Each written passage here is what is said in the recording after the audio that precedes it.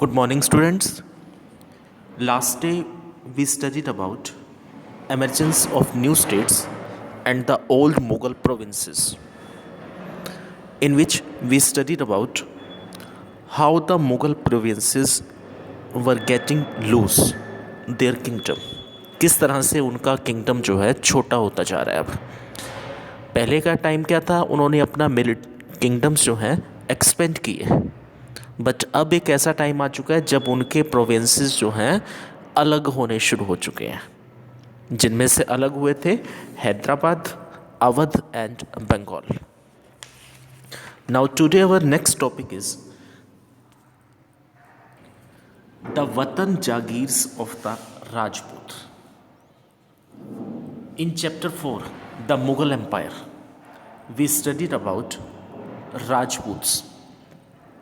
राजपूत्स का एक टॉपिक हमने उसमें किया था कि मुगल एक्सपेंशन जब चल रहा था तो काफ़ी सारे लोग जो थे जिन्होंने उनके अंडर सरेंडर कर दिया, मुगल्स के अधीन रहना एक्सेप्ट कर लिया, जिन्होंने मुगल के अंडर्स आना एक्सेप्ट कर लिया था, तो उनमें से एक थे राजपूत, जिन्होंने अपनी बेटियों की शादी मुगल्स फैमिली में करनी चाहिए। तो मुगल्स ने अब इनके लिए क्या किया कि मुगल्स ने इनका जो एरियाज़ थे, जो इनके प्रोविंसेस थे, इनसे छीने नहीं बल्कि इन्हीं को वापस दे दिए। वो वापस किस शेप में दिए गए थे? वतन जागीर की शेप में। वहाँ से ये टॉपिक शुरू हो रहा है। The watan jagirs of the Rajputs. Many Rajput kings, particularly those belonging to the Amber and Jodhpur, had served under the Mughals with distinction. They were permitted to enjoy considerable autonomy in their वतन जागीर्स। तो उनसे उनके राइट्स छीने नहीं हैं, बल्कि उनकी ज़मीनें जो थी, उनकी जो लैंड्स थी, उनका जो एरियाज़ जो थे, वापस उन्हीं को दे दिया गया। इन the 18th century these rulers now attempted to extend their control over adjacent regions. Ajit Singh, the ruler of Jodhpur, was also involved in the fictional politics at the Mughal court. These influential Rajput families claimed the subedari of the rich provinces of Gujarat and Malwa. तो गुजरात और मालवा की इनको सूबेदारी मिल गई। Raja Ajit Singh of Jodhpur held the governorship of Gujarat and Sawai Raja Singh of Amber governor of Malwa. तो राजा अजीत सिंह जो है उसे जोधपुर का गवर्नर, और राजा जय सिंह जो है, सवाई राजा जय सिंह जो है, उन्हें मालवा का गवर्नर जो है बनाया गया। These offices were renewed by emperor Jahangir Shah in 1713। They also tried to extend their territories by seizing portion of imperial territories neighboring their वतन्स। तो इन्होंने अपने आसपास के जो एरियाज़ थे उनके ऊपर कंट्रोल करने की कोशिश की कि अपने एरियाज़ को वास्ट किया जाए, अपनी टेरिटरीज बढ़ाई जाए। Nagaur was conquered and annexed to the house of Jodhpur. Rajasthan का जो एक पार्ट है नागौर, तो वहाँ पर ये ऐसा ही हो रहा था, जोधपुर के एरियाज़ के अंदर उसको अनेक्स किया गया। While Amber seize large portion of Bundi, और दूसरा ये था बूंदी के अंदर जो हो रहा था। Sawai Raja Jaisingh founded his new capital at Jaipur. तो जयसिंह ने उन्हीं दिनों में अपनी नई कैपिटल बना दी Jaipur, and was given the subedari of Agra in 1722, और आगरा की सूबेदारी मिल गई इसको। Maratha campaigns into Rajasthan from the 1740 put severe pressure on the principalities and check their further expansion.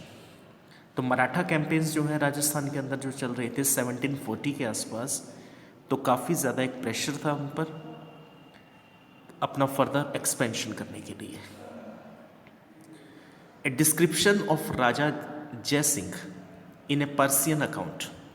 तो राजा जयसिंह के बारे में जो एक पर्सियन अकाउंट में जो हमें डिटेल मिल रही है, he was at the height of his power. He was the governor of Agra for 12 years end of Malwa for 5 or 6 years। तो दोनों जगह पर गवर्नर रहा। He possessed large army, artillery and great wealth. काफ़ी पैसा मिला इसको, काफ़ी आर्मी इसने अपनी कलेक्ट की, गैदर किए काफ़ी सारे लोग इसने। His sway extend from Delhi to the banks of the Narmada, और दिल्ली से लेकर के नर्मदा के बैंक तक अपना एरिया जो है एक्सपेंड कर रहा है। Next heading is seizing independence.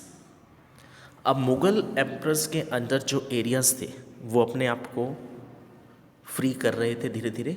उन्हीं में से एक कास्ट है, एक ग्रुप जो है सिख, जिन्होंने अपना एक नया एरिया बना दिया था, खालसा, एक नया इंस्टीट्यूशन जिन्होंने क्रिएट किया। The organisation of the Sikhs into a political community during the 17th century helped in regional state building in the Punjab। तो पंजाब में इन्होंने अपना एक अलग साम्राज्य बनाना शुरू कर दिया, अपना एक अलग रीजनल ग्रुप बना दिया इन्होंने अपना। Several battles were fort bye Guru Gobind Singh against the Rajput and Mughal rulers. तो इनके जो गुरु थे गुरु गोबिंद सिंह, उन्होंने राजपूत और मुगल्स के खिलाफ काफ़ी सारे बैटल्स लड़े, both before and after the institution of the Khalsa in 1699। तो 1699 के अंदर इन्होंने खालसा धर्म जो है शुरू किया, एक नया एरिया बना दिया इन्होंने, अपना पंजाब जो इन्होंने क्रिएट किया। पंजाब वर्ड कहाँ से बना था? 5 नदियों से, इंडस, झेलम, रवि, व्यास और सतलुज, यहाँ से क्रिएट हुआ पंजाब। और गुरु तेग बहादुर जो थे, तो उनके ऊपर एक प्रेशर था इस्लाम अडॉप्ट करने का, but he refuse to adopt Islam, और उसके बाद उनका सिर कलम कर दिया गया था, सिर कटवा दिया गया था।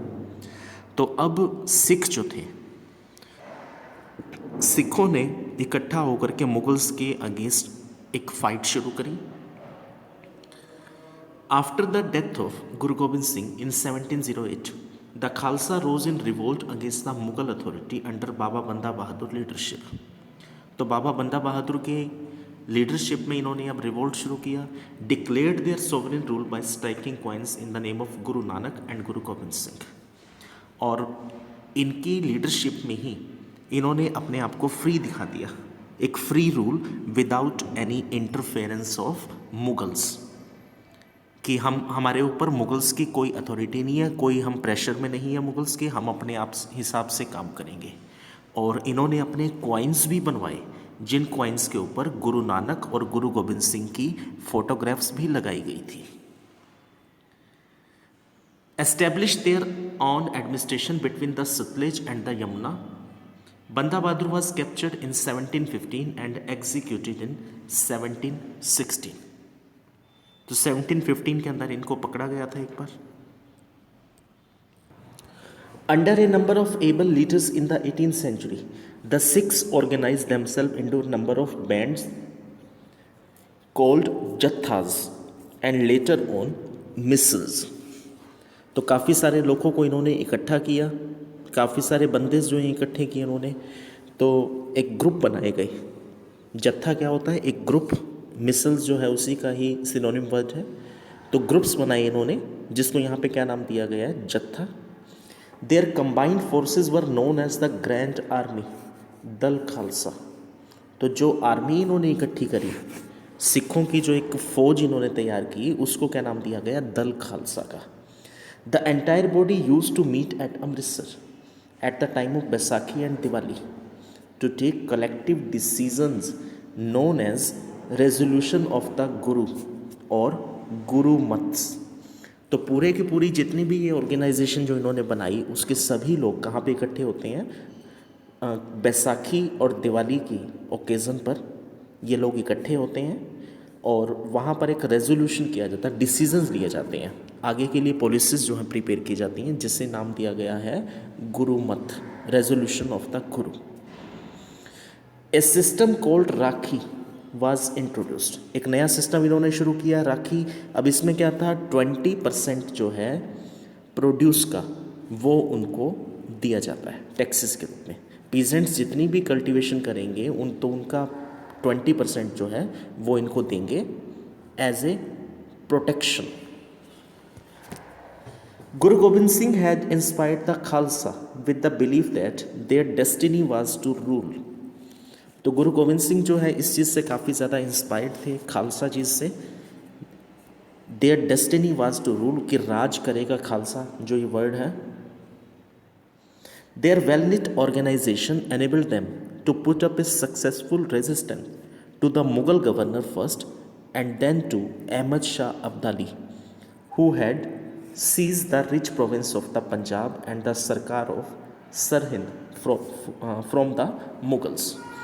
अब इनकी जो ये फोर्स थी, ऑर्गेनाइजेशन जो थी, इसने पहले तो फाइट किया मुगल्स के साथ, और फिर अहमद शाह अब्दाली ने जब अटैक्स किए तो उस टाइम पर जो ये एरिया था सरहिंद का, तो यहाँ पर ये लोग इसके साथ भी फाइट में आए, अहमद शाह अब्दाली के साथ, जो एरिया अभी now in these days in Fatehgarh. The Khalsa declared their sovereign rule by striking their own coin again in 1765. और 1765 में इन्होंने अपने आप को फिर से फ्री बता दिया, फिर से अपने आप को फ्रीडम दिखा दिया, और अपने क्वाइंस वगैरह जो हैं फिर से इन्होंने शुरू कर दिए. The Sikh territories in the late 18th century extended from the Indus to the Jamuna, but they were divided under different rulers. Indus से लेकर जमुना तक इन्होंने अपने एक्सपेंड तो किया अपने आप को, बट इनके बीच में अब क्या हो गए, डिवाइडेशंस हो गए, अलग अलग गुरु बन गए. One of them Maharaja Ranjit Singh reunited these groups, और उन्हीं में से एक थे महाराजा रंजीत सिंह जिन्होंने इन सभी ग्रुप्स को फिर से रीयूनाइट किया, इकट्ठा किया, and establish his capital at Lahore in 1799. और 1799 के अंदर लाहौर को अपनी कैपिटल जो है इन्होंने फॉर्म किया. अब ब्रिटिशर्स तो ये चाहते थे कि किसी तरह से फूट डालो और उनके ऊपर कंट्रोल करते रहो, राज करते रहो, बट रंजीत सिंह जो थे उन्होंने इस फोर्स को फिर से इकट्ठा किया ताकि फिर से एक फाइट आगे कंटिन्यू रखी जा सके ब्रिटिशर्स या मुगल्स के अगेंस्ट में जो थी. The third community was the next community was Maratha. The Maratha kingdom was another powerful regional kingdom to arise out of sustained opposition to Mughal rule. अब इसके अंदर कौन थे main? Shivaji. Shivaji 1627 to 1680 carved out a stable kingdom with the support of powerful warrior families, Deshmukhs. Groups of highly mobile peasants, pastoralists provided the backbone of the Maratha army. तो ये लोग जो है मराठा आर्मी के लिए एक बैकबोन थे जो उनको हेल्प प्रोवाइड कर रहे हैं. Shivaji use these forces to challenge the Mughals in the peninsula. तो शिवाजी जो है मुगल्स के साथ जब इन्होंने एक फ़ाइट की तो एक चैलेंज थी उनके साथ लड़ना, मुगल्स के साथ, जब पेनिनसुला रीजन के अंदर इनकी जो है फोर्सेस चैलेंज एक्सेप्ट कर रही हैं. After Shivaji's death effective power in the Maratha state was wielded by a family of Chitpavan Brahmins who served Shivaji's successor as Peshwa. तो शिवाजी की डेथ के बाद जितनी भी मराठास पावर जो थी वो कहाँ पे गई? अब पेशवास के हाथों में, प्रिंसिपल मिनिस्टर्स जो होते थे उस टाइम पर. Poona became the capital of the Maratha kingdom, और नई कैपिटल उनकी बनाई उन्होंने मराठास की. Under the Peshwas the Maratha developed a very successful military organisation. Their success lay bypassing the fortified areas of the Mughal by raiding cities and by engaging Mughal armies in areas where their supply lines and reinforcement could be easily disturbed. तो fortified किया अपने आप को, और जहाँ पर भी वो लोग इनको रोक सकते थे, रीइंफोर्स कर सकते थे, डिस्टर्ब कर सकते थे, वहाँ पर इनको किया. Between 1720 and 1761 the Maratha empire expand, अपने आप को एक्सपेंड करना शुरू कर दिया इन्होंने, काफ़ी सारा एक्सपेंशन हुआ. It gradually chipped away at the authority of the Mughal empire. Malwa and Gujarat were seized from the Mughals by the 1720. तो मालवा और गुजरात जो है वो उनसे सीज कर लिया. By the 1730 the Maratha king was recognised as the overlord of the entire Deccan peninsula. तो पूरे डेक्कन पेनिनसुला के ऊपर जो है कंट्रोल हो चुका था. He possess the right to levy chauth and sardeshmukhi in the entire region. These were the taxes in chauth. 25% of the land revenue claimed by the zamindars. In the Deccan, this was collected by the Marathas. Marathas लोग collect कर रहे थे इसको. And second was Sardeshmukhi. 9 to 10% of the land revenue paid to the head revenue collector in the Deccan. तो Deccan area के अंदर head revenue collector जो होता था उसको 9 to 10% जो है रेवेन्यू पे करना पड़ता था, उसको देना पड़ता था.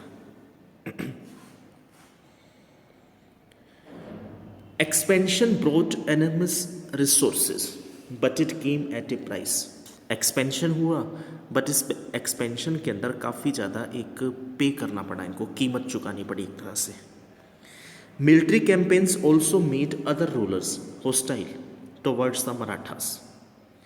As a result, they were not inclined to support the Marathas during the Third Battle of Panipat in 1761. अब 1761 का जो फाइट हुआ था, पानीपत बैटल जो था, वो किस में हुआ था? मराठास में और अहमद शाह अब्दाली में.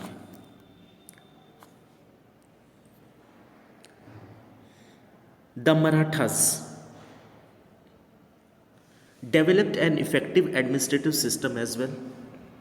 Once conquest had been completed and Maratha rule was secure, revenue demands were gradually introduced, taking local conditions into account. तो मराठास ने अपने आप को सिक्योर किया. मराठा रूल जो है सिक्योर था, रेवेन्यू डिमांड्स वहाँ पर शुरू हुई. अब agriculture was encouraged and trade revived. Gwalior, Gaikwad और Baroda and Bhonsle of Nagpur the resources to raise powerful armies. Armies यहाँ पे काफ़ी पावरफुल हो रही हैं.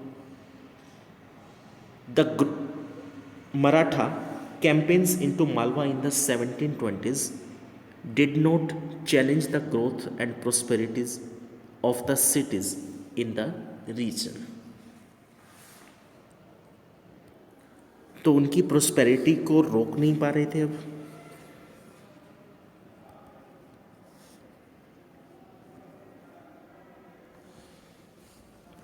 New trade routes merged within the areas control by the Marathas.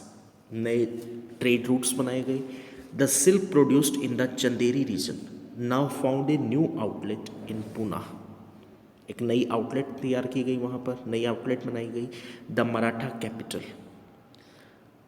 Burhanpur which had earlier participated in the trade between Agra and Surat now expanded its hinterland to include Poona and Nagpur in the south and Lucknow and Allahabad in the east. तो बरहनपुर जो था, जो पहले participated था trade के अंदर आगरा और सूरत में, अब वो अपने आप को एक्सपेंड कर रहा है अपने एरियाज़ के अंदर वो भी. And third caste the Jats, Jat जिन्हें कहा जाता है. They consolidated their power during the late 17th and 18th century under their leader Churaman. तो ये इनका लीडर था उस टाइम पर जब इन्होंने अपनी पावर्स जो हैं बढ़ानी शुरू करी, एक्सपेंशन शुरू किए जब इन्होंने अपने. They acquired control over territories situated to the west of the city of Delhi. तो जाट किंगडम जो है अब यहाँ पर फ्लोरिश्ड हो रहे हैं. But after the death of Aurangzeb the Jat acquired control. पहले की जो पोजीशन थी तो वहाँ पर तो क्या थे, मुगल्स जो हैं काफ़ी ज़्यादा अपना दबदबा बनाए हुए हैं. बट जैसे जैसे मुगल्स रूलर्स जो हैं जा रहे हैं, औरंगज़ेब के बाद के जो सक्सेसर्स थे, जो उसके उत्तराधिकारी जो थे, जो उसके आगे के लोग थे, किंग्स जो थे, तो वो इतने सिक्योर नहीं कर पा रहे थे अपने एरियाज़ को. तो उन दिनों में जाट किंगडम जो है फ्लोरिश हुए और जाट एक्वायर कर रहे हैं कंट्रोल ओवर द एरियाज़. तो दिल्ली का कुछ पोर्शन इसने अपने कब्जे में ले लिया. And by the 1680 they had begun dominating the region between the two imperial cities of Delhi and Agra. और अपना एक्सपेंशन शुरू किया दिल्ली से आगरा के बीच में जो है. For a while they became the virtual custodians of the city of Agra. अब सूरजमल के टाइम में इम्पोर्टेंट कंट्रीब्यूशन क्या था कि काफ़ी सारे इन्होंने फोर्ट्स बनवाए, लोहागढ़ भरतपुर के अंदर है, वो अभी आगे की लाइंस में आएगा। The Jats were prosperous agriculturalist, इनका मेन फंक्शन क्या था, मेन काम क्या था, एग्रीकल्चरलिस्ट थे। Town like Panipat and Ballabhgarh became important trading centres in the areas dominated by them, और ये दोनों जो हैं ट्रेड सेंटर्स बने mainly, Panipat and Ballabhgarh. Under Surajmal the kingdom of Bharatpur merged as a strong state, तो भरतपुर को काफ़ी ज़्यादा इन्होंने अच्छी कंडीशन में रखा। When Nadir Shah sacked Delhi in 1739, Nadir Shah ने अटैक किया नॉर्थ वेस्ट साइड से। Many of the cities notables took refuge there. His son Jawahar Shah had 30,000 troops of his own and hired another 20,000 Maratha. 30,000 उसके खुद के सैनिक हैं, 20,000 इसके मराठा के लिए, और 15,000 जो है सिखों के साथ, किससे लड़ने के लिए, फाइट द मुगल्स के साथ फाइट के लिए। While the Bharatpur fort was built in fairly traditional style, at Dick the Jats built an elaborate garden palaces combining styles seen at Amber and Agra। तो भरतपुर का फोर्ट जो है इन्होंने बनवाया था, वहाँ पे काफ़ी ज़्यादा एक अच्छी आर्किटेक्चर स्टाइल जो है वहाँ पे अडॉप्ट की गई हैं। मुग़ल स्ट्रक्चर जो है, आर्किटेक्चर स्ट्रक्चर जो था वो भी इसमें दिखाई देता है। Its building were modelled and architectural form first associated with royalty under Shahjahan. तो मुग़ल आर्किटेक्चर स्टाइल जो यहाँ पे देखने को मिल रहा है, we may take an example of Bangla dome in this picture. This is the picture of Bangla Dome, assembly hall on the roof of the building. Okay students, today our topic is clear, complete. Read the chapter